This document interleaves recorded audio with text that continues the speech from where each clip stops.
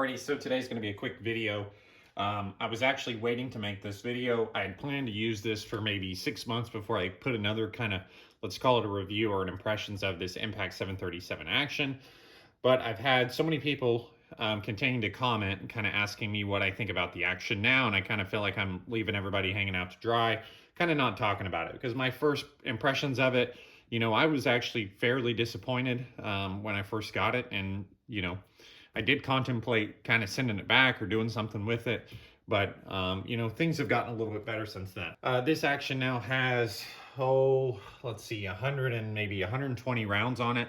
Most of it's just been shooting casually, but I did do a prone match up at Rayners with it. The one thing that I can say about the action is I haven't had any significant issues with feeding or anything like that out of those rounds. Now, this is also a 6-dasher using MDT dasher mags. So to me, that has checked one of the boxes that my Sequence did not, because it would not feed. Basically, this thing just feeds. Occasionally, you'll get one where it gets into about here, where then you kind of have to give it an extra push. And I believe that it's just kind of the extractor slipping over the edge of the rim.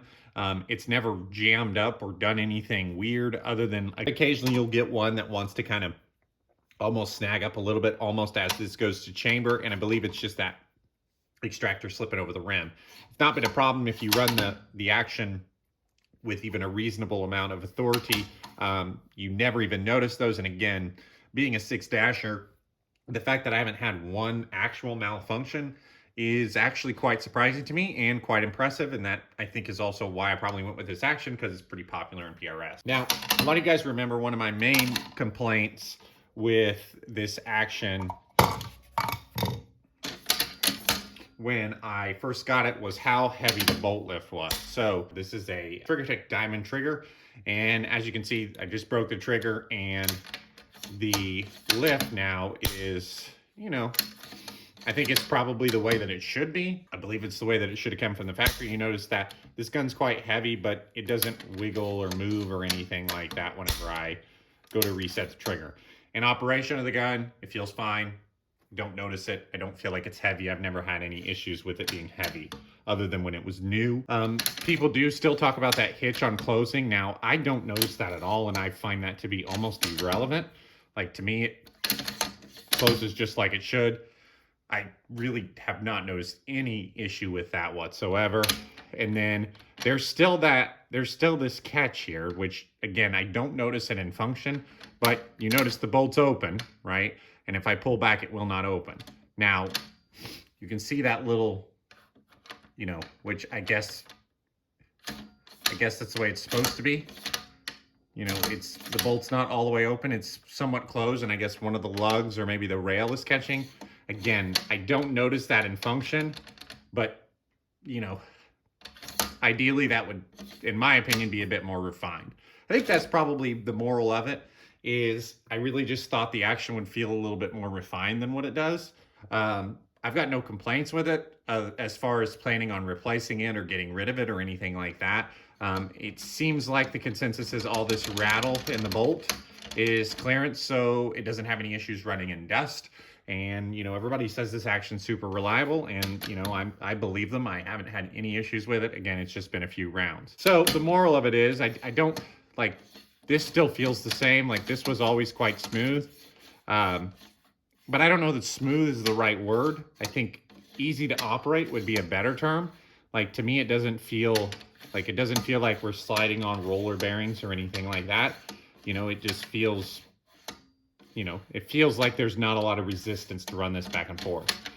The action really won't bind, which, some actions will bind up if you push on them the wrong way. This one really won't. I've not had any issues binding, but again, to call it extremely smooth, I mean, I don't know. I just don't know that smooth is the right term. Low resistance, yes, but I can feel, like there's some texture or something on the metal. I mean, you can hear it there.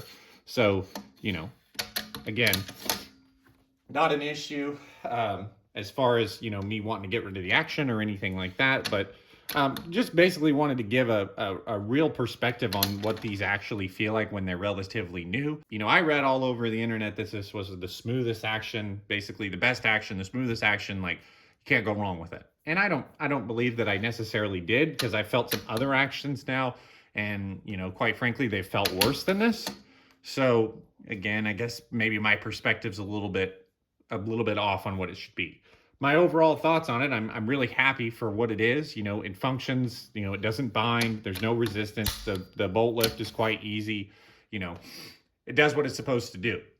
You know, Again, I don't know that I'd buy a different action. I think if I was to try another one, it would probably be the Terminus Zeus, just because that seems to be the other really, really popular one. But I really like the tenon print on this one, because it had that Remington 700 style recessed tenon face. I really kind of felt like that was going to help with feeding. Now, that could be naive on my part, but it seemed to have fed really, really nicely. And the Zeus has a flat tenon face, and that kind of scared me away a little bit, because that's what my Seekins have, and I have had multiple issues feeding with those.